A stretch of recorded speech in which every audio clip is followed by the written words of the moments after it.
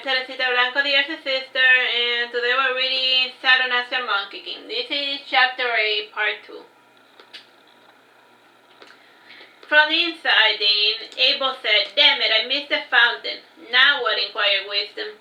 "Couldn't we use the birds as a type of diversion?" inquired Patty. "No, that violates the terms of our agreement," explained Abel, and Patty frowned, remembering more than once when the birds had played that role. "And we could try throwing the other ampules," suggested Pierre. "That won't do. Only Rosaka is capable of performing partial transformation. And if it were only raining, then we would be in business," said Abel, pouting. And the maiden who was eavesdropping said, "If rain is what we need, then I shall call forth a typhoon. I just need a few ingredients and at least an hour for the spell to be completed." "We don't have an hour," said Abel, and he said, frowning, "I guess all that is left is for me to bite the bullet." And stepping outside, he dodged a barrage of arrows that came in this direction, and Abel swiftly jumped from tree to tree, and then he landed on another roof, and a few of the archers went away chasing after him. And as soon as he lost them from sight, he changed form and he disguised himself as one of the archers, and joining the group, he said in a low voice, "I think we lost them." "Looks like it," said one of the guards, and walking back with them, he made his way towards the inn, and he said to the guard, "The coward slipped through our fingers." "He will be back. I doubt he will leave his friends to die," said the captain, and upon closer inspection, Abel noted that the captain was the gentleman who was looking at his fancy ring, and narrowing his eyes, he used his staff, which was now in the shape of a bow, and by brushing past the captain with the tip of his staff, the captain's perception was altered a little, and he used his faint illusion to replace Rusaka with a common bottle.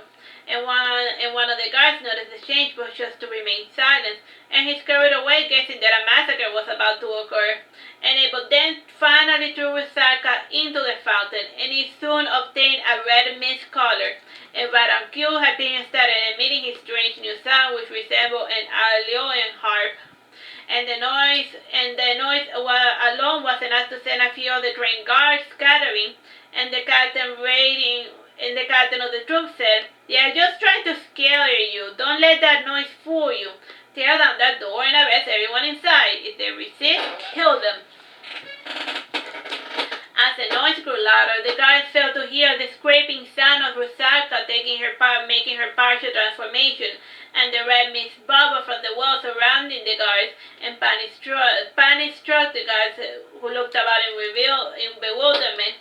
And clever little Rusaka scraped the malevolent-looking shades, and the guards struck the shades with their spears only to strike one another, and the loud noise made communication almost impossible, and even those in the inn were covering their ears, and in no time only the captain was standing alone, and Abel emerged from the red mist with his staff in hand, and the Hyperion finally fell silent to allow Abel to speak. Pointing at the captain, he said, "You are free to bring out the others, just so you know, and my navy has already been informed of your tragedy. And you sent the harpies to frame me and my friends, and I warn you that you will be killing yourself over a worthless bauble." So like the guy, he sent his stray harpy to murder a couple of guys in order to frame them for murder. All because he wanted to steal that fancy ring that Abel the Monkey King had. The captain was silent, and his only concern was to get away, and before he was allowed to do so, the shade came and struck him down, and the shadow Patty had called Shady gave Abel a look over his shoulder before moving along. And Abel whistled, and his companions opened the door, and taking Rusaka under his arm, Abel started making his way towards the harbor, and the others followed behind in a hurry. And if he could get the ampule towards the water, then they could summon the ships. And when in the harbor were more troops, and since the harbor was built mostly of wood, Abel summoned his fire, and he burned everything to cinders, and his fire operations moved the courses and melted the armors aside to make room towards the water. And after letting Rusaka feel the current for a couple of minutes, she manifested in her larger ship form. And Abel frowned when he noted that the river was not as deep as he had hoped, and half her frame was sticking out of the water, and after getting everyone inside, he primed himself for a battle from the safety of the armored ship. And aside from the control room, the rest of the ship was changing shapes to accommodate for its cramped surroundings. And the control room featured an iron sphere in the center, and inside rested the ampule, and a watery vapor from time to time escaped the showy shapes of the escaped, showing the shapes of the events that were occurring outside, and by inhaling this vapor, Abel was able to perceive what Rusaka wanted him to see. And the other ampules have a similar gimmick, but only when they were in their battle forms. And with Hyperion, one heard what was occurring, so one had to use an old-fashioned periscope to see outside, and the same could be said of the other ampules. This did not matter much, since in the past Rusaka's companions always did as she did. So like Rusaka is the leader of the 5 weird ampule people. Of all of the weird things that I've seen you, what about the ampules are the latest? the weird stuff. Yeah, I don't even know how I came up with that idea. It's weird. I was reading about ampules and then I came up with this after digesting the information. Tyro? You still have 18 minutes. Taking aim, Rusaka shot down 2 towers of the castle, and Abel then said to Hyperion, "I know that you can speak with me, but can you mimic and amplify my voice?" Hyperion said nothing in response, and the noise he made became a distorted echo of what Abel had said, and clearly he was a long way from being intelligible. Sighing, he decided to try something else, and he called for the arrow maiden he had sent to his item mages, and it was a good thing too that his necromancer mage was awake for a change. And the pickup harpy necromancy construct was ready to go, and using a teleportation spell, he sent the harpy to the noble lord in the castle, all dressed up with his neck with a ring of iron necklaces. And after getting the ruler's attention, Abel made his demands. He wanted all the harpies and the rights delivered to him, as well as a list of their sales record, and he also wanted 20% of all of the gold in the vault, and the execution of all of the harpy breeding households, smaller children excluded. And a month passed in this status, and efforts were made to fight Rusaka, but nothing worked. And whenever they delayed or tried to cheat their way out of the situation, Rusaka would tear the roof of another noble household, and in the end they had no choice but to give the Abel what he wanted.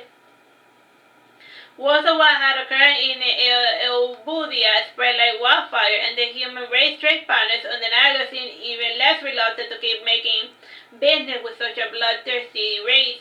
And Leo too seemed a bit displeased by what had occurred, since diplomacy had broken down in a spectacular fashion.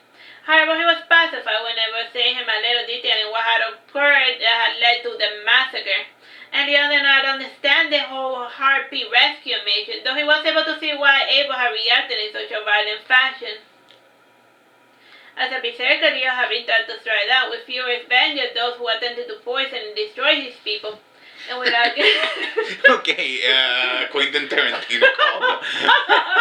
And I will tell you, you are my lord when I send my vengeance. Well, and then Jesus called Quentin Tarantino because it's a morph of a Bible quote. I mean, it's quote of a Bible quote, so yeah. Okay, time, Mr. Quentin. You got 15 minutes to go, don't worry about it. Without getting Abel's permission, he printed a letter showcasing it in the Aragon press, and Aragon was one of the few cities who had a newspaper. And aside from a newspaper, it had 3 journals and 4 magazines, and Oliveira Guerrero had more than 1 competing press, and the note about the other letter helped increase sales, and it was especially popular among non-humans and small children. And copies of the letter, all of them are circulated throughout the continent, and it didn't better the Naga's reputation, but at least they have understood why they did what they did. The letter that Abel wrote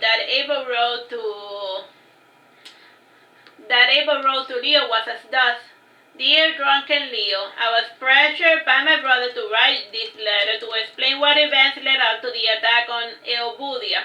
First of all, I came to town with only the best intentions. We left our invisible army behind, and we only brought the core diplomacy division, and this was a pure business distraction and nothing else. And our desire was to buy all of the harpy and buy out all of the harpy breeding business to put this disgusting practice out of business once and for all. And while there, I met a particular gentleman who took an unwelcome interest in my black star sapphire ring. And desiring to twist my arm, the gentleman, who was none other than the captain of the guards, kidnapped my friends. And at the time, I apparently believed that he had sent his army out of a twisted plan to pin a crime on me and my companions. And after questioning the Harpy Corps, I discovered that the murders were purely incidental and not part of the captain's plan. Regardless, this spanned a murderous campaign against the non-humans, and before long most have been butchered, and the survivors then took refuge in a vain attempt to curry my favor.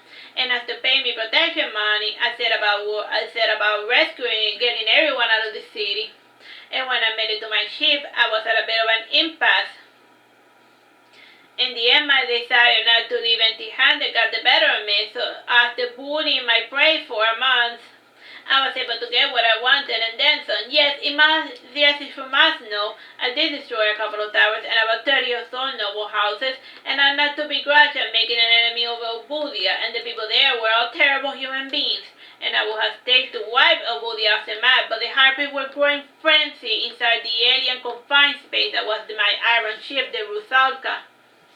And judge me if you want, but I thought I did the right thing given the situation, and the bastards beat up more than they could chew, and if they're going to hit the king, they better kill the Monkey King, as the saying goes. Well, you know more about kingslaying than I do, and there you have it, condemn me if you must, but do not judge me. You would have done the same thing in my shoes. Signed, Abel the Monkey King.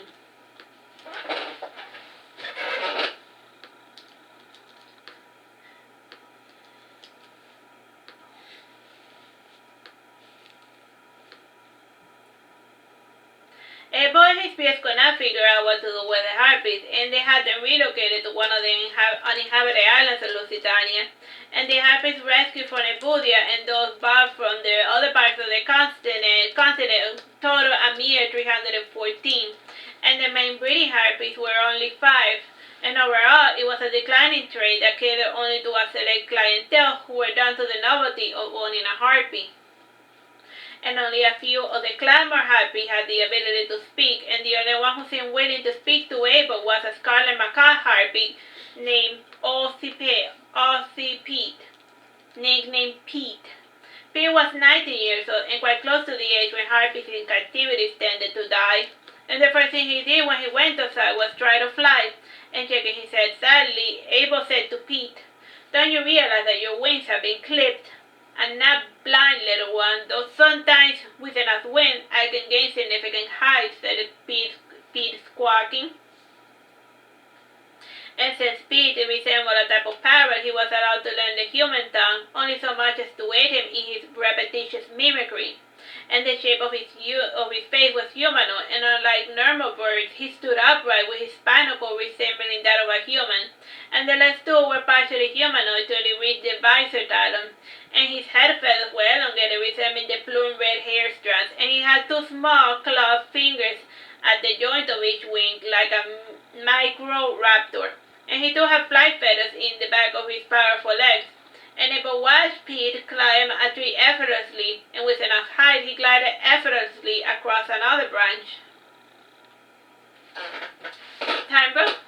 10 minutes. And most of the Harpies in the Clamor had besides genetic mutations, and Abel suspected that it had something to do with inbreeding, and even with the plucked feathers they could still sustain enough speed to ambush their prey. And after examining all of the Harpies he rescued, he determined that the mutation was incidental, though it was a dominant trait that reinforced these domesticated these Harpies for survival. And as for most humans, they like the addition of feathers because it distinguishes these Harpies apart from the wild variety. And while the Harpies learn to fend for themselves in the wild, in addition to obtaining basic education, Abel left with Winston and Garganta, Virgil, Patty, and Edith to see about the goblins.